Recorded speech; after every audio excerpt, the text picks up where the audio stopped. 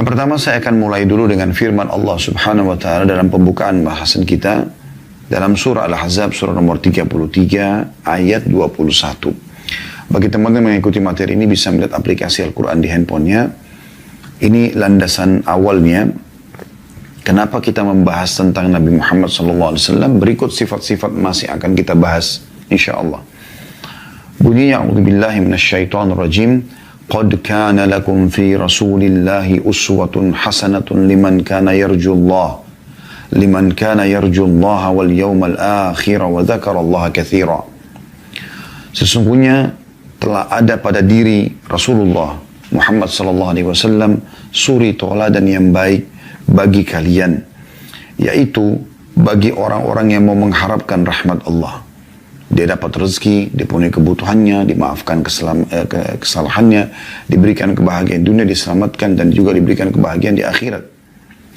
Dan juga yang ingin mendapatkan yang terbaik di hari kiamat, dan dia ingin berzikir atau menyebut Allah dengan zikir yang banyak.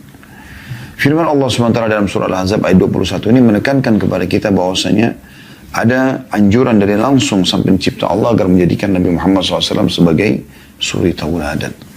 Jadi betul-betul memang ini sebagai tolok ukur cara makan, minum, tidur, bergaul, ya, bermuamalah secara umum. Juga termasuk dalam kehidupan sosial, dalam rumah tangga, berinteraksi dengan orang-orang ini masuk dalam bab muamalah semuanya. Itu juga dengan hal-hal yang lainnya seperti peperangan, transaksi jual beli dan segala macam hal. Semuanya itu masuk dalam anjuran agar mencontohi beliau. Kenapa? Karena Allah sebutkan dalam surah Al-Qalam surah nomor 68 ayat 4. Semua itu kita dianjurkan selain beliau utusan Allah, Allah sendiri memuji nabinya.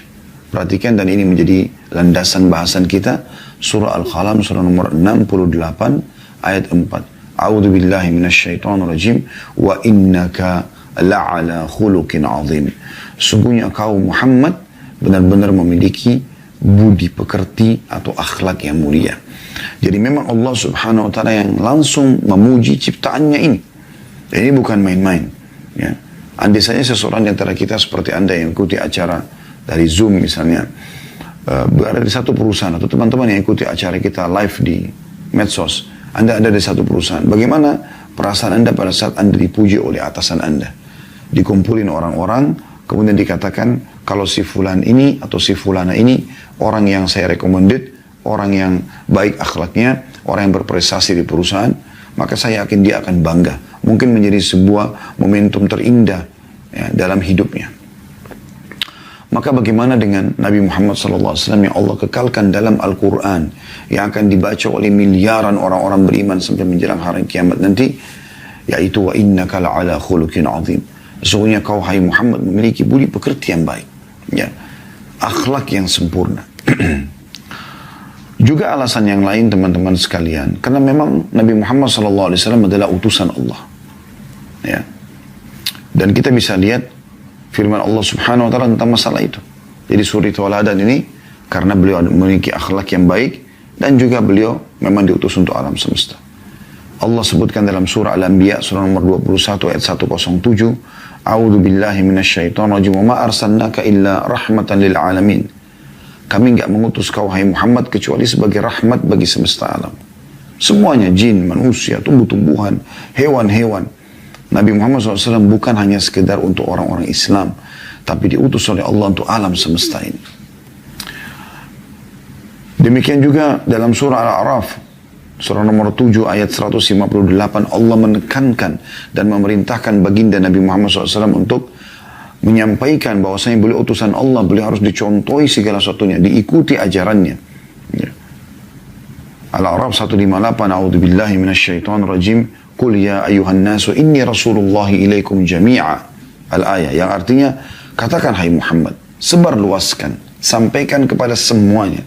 Bukan hanya orang Arab, bukan hanya orang Muslim, tapi katakan hai manusia, semuanya, semua suku, semua negara, ya, semua bahasa. Sesungguhnya kau adalah utusan Allah untuk kalian semuanya. Kalau sudah utusan Allah berarti untuk dicontohi, ya, diikuti akhlaknya, ya, anjuran-anjurannya, tuntunannya, dan menjauhi semua apa yang dilarang. Demikian pula dalam surah Saba ayat 28 Allah Subhanahu wa taala berfirman, A'udzu billahi minasyaitonir rajim. Wa ma arsalnaka illa kaffatan lin-nasi basyiran wa nadhira walakin aktsaran nasi la ya'lamun. Kami enggak mengutus engkau hai Muhammad melainkan kepada umat manusia seluruhnya sebagai pembawa berita gembira, maksudnya berita gembira kepada orang-orang beriman, karena dengan mereka patuh, mereka menjalankan perintah-perintah yang wajib ataupun sunnah, maka mereka akan mendapatkan balasan kebahagiaan dunia, ya, rezeki, dan juga di akhirat akan selamat masuk ke dalam surga. Dan sebagai pemberi peringatan, maksudnya bagi orang-orang yang melanggar, agar mereka hati-hati, ada ancaman-ancaman hukuman di dunia dan juga hukuman di akhirat nanti. Tetapi sayangnya kebanyakan manusia tidak mengetahuinya, maksudnya tidak mau belajar, tidak mau cari tahu. Mereka lalai. Tapi saksi bahasan kita, kami tidak mengutus engkau hai Muhammad kecuali untuk alam semesta. Memang untuk menjadi contoh. Nah, ini yang masih luput dari banyak kaum muslimin, teman-teman sekalian. Kita masih menganggap Nabi Muhammad SAW adalah untuk kita saja. Sehingga kita pun kalau beriman pada risalah beliau, kemudian kita contohi akhlak-akhlaknya, kita terapkan syariat yang dibawa oleh beliau, kita menginjakan tuntunan atau anjurannya atau perintahnya dan kita tinggalkan larangannya, maka sebatas itu saja. Seakan-akan hanya untuk umat Islam. Tidak. Kita menyebarluaskan, menyampaikan kepada mereka tentang masalah perintah-perintah Allah Subhanahu wa taala, termasuk masalah akhlak ini. Memang umat Islam menjadi contoh dalam masalah kejujuran, kedermawanan, ya, tepat janji, ya, balas budi, ya, berterima kasih dan segala macam hal. Demikian pula Allah Subhanahu wa taala ingatkan dalam surah Al-Furqan ayat 1. A'udzu billahi minasyaitonir rajim. Tabarakalladzi nazzala al-furqana 'ala 'abdihi liyakuna lil alamina nadhira. Ya. Segala puji atau maha suci Allah yang telah menurunkan Al-Furqan atau Al-Quran kepada hambanya Muhammad sallallahu alaihi wasallam. Untuk apa? Agar dia Muhammad SAW menjadi pemberi peringatan kepada seluruh alam. Agar dia menjadi contoh bagi mereka. Nah, ini dalam muamalah, dalam segala hal, dalam menyampaikan agama Allah SWT dan juga menjadi contoh. Dia adalah orang yang paling layak untuk dijadikan sebagai idola, suri tauladan di sini, ya. Dicontohi semua kehidupan beliau, diciplak hidup beliau. Demikian pula dalam statement atau dari ayat-ayat ini semua, ya.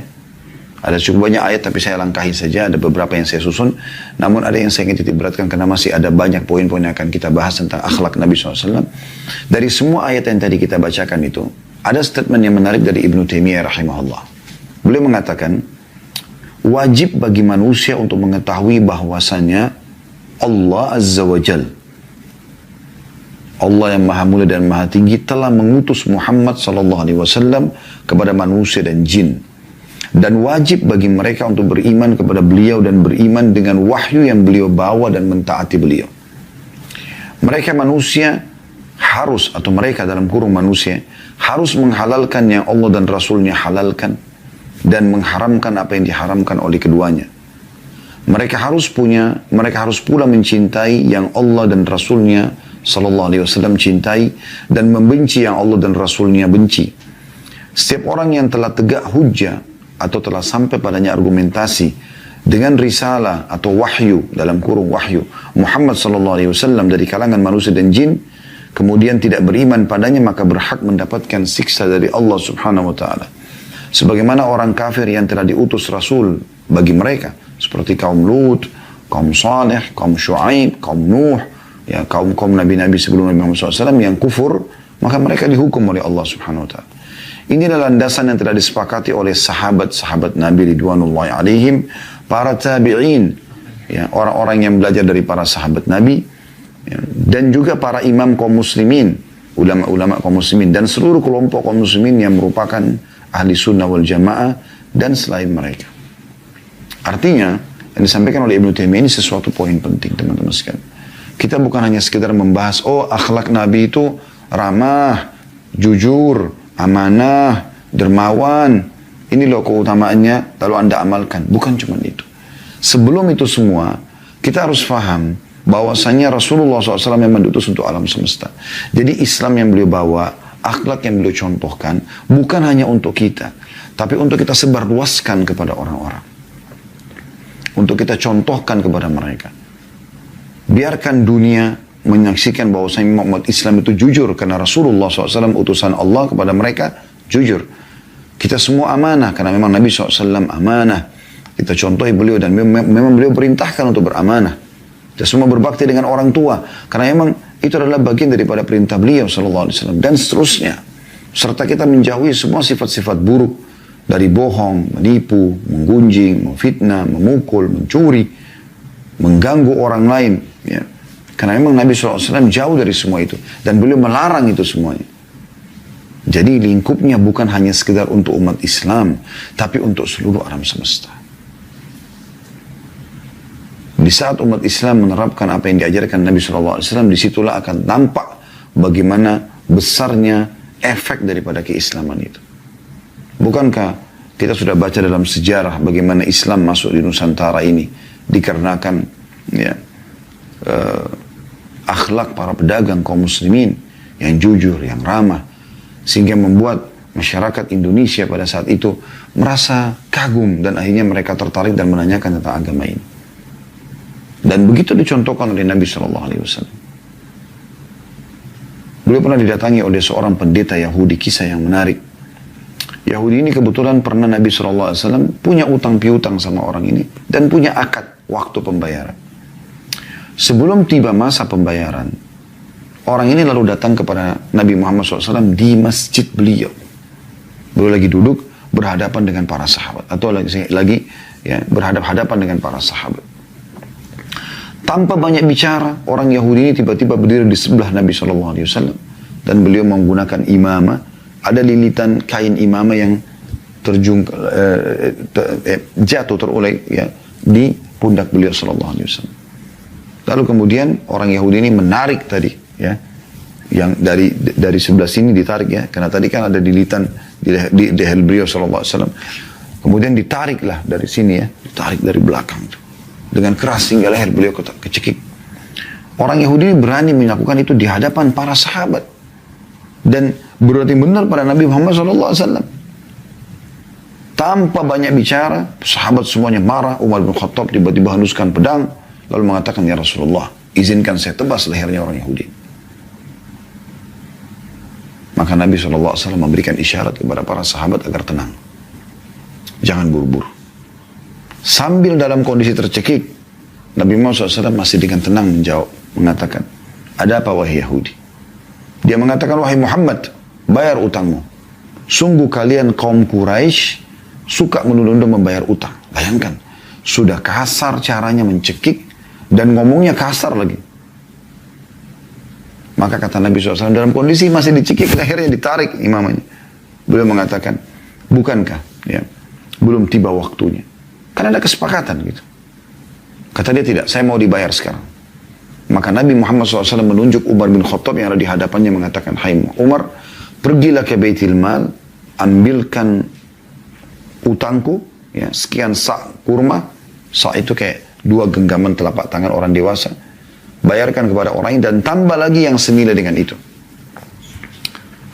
Kata Umar, ya Rasulullah, kalau yang awal hutang Anda, tapi yang kedua untuk apa kasih ke orang ini? Kata Nabi SAW, sebagai hukuman karena kau telah menakut-nakuti dia.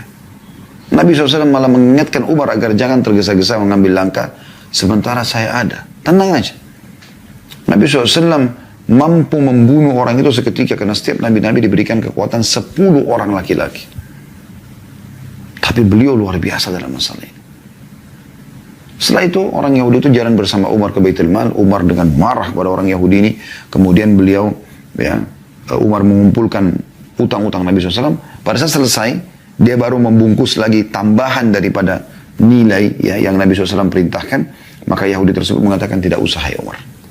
Kata Umar, itu bukan urusan kamu. Saya diperintahkan oleh Nabi SAW. Dia mengatakan, hai Umar, apa kau tahu siapa saya? Kata Umar, saya tidak mau tahu siapa kamu. Karena Umar sangat jengkel dengan orang ini. Maka dia pun berkata, saya Fulan bin Fulan. Namanya ini ternyata nama seorang pendeta Yahudi yang sangat terkenal, sudah lama mau masuk Islam gitu. Tapi Umar memang belum pernah lihat orangnya. Karena zaman dulu kan orang tidak ada foto, tidak ada segala macam. Maka kata Umar, apa kau benar dia? Dia bilang iya. Lalu kata Umar, kenapa kau lakukan itu? Sementara kau tahu ini adalah Rasulullah SAW. Apa kata Yahudi tersebut?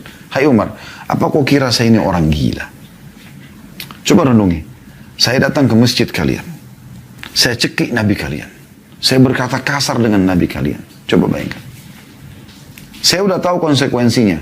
Saya akan mempertaruhkan nyawa saya ini. Saya akan bisa dibunuh dengan ini. Tapi tentu ada alasan kenapa saya kerjakan itu, Umar. Apa kau tidak mau tahu apa sebabnya? Kata Umar, baik, saya mau tahu apa sebabnya. Karena memang ini buat penasaran gitu. Maka kata Yahudi tersebut apa? Ya. Dia mengatakan, hai Umar, saya telah menemukan semua sifat kenabian pada diri Muhammad SAW yang disebutkan dalam, ya, pada diri Muhammad yang telah disebutkan dalam Taurat. Tinggal satu yang belum saya buktikan. Semua sudah mirip, sudah sama. Tinggal satu, yaitu ghalaba hilmuhu ghadabuh. Kasih sayangnya mengalahkan sifat emosinya. Dan tadi aku lakukan itu untuk itu sebenarnya. Aku bukan mau nagih utang. Aku sudah memang sengaja memancing emosi dia. Dan ternyata dia benar, hai Umar. Dan saya mengucapkan asyhadu an la ilaha illallah wa asyhadu anna Muhammad Rasulullah. Orang Yahudi ini masuk Islam kenapa? Karena akhlak Nabi SAW. Itulah sebabnya kenapa Nabi SAW juga mengatakan dalam hadis-hadis yang sahih, innama bu'ithtu liutammima makarimal akhlak. Aku diutus untuk menyempurnakan akhlak-akhlak yang sempurna, yang baik. Sudah ada akhlak-akhlak diajarkan oleh Allah SWT kepada para nabi-nabinya. Tapi aku datang untuk menyempurnakan dan mempraktekkan dalam kehidupan sehari-hari. Dan ini untuk seluruh alam semesta.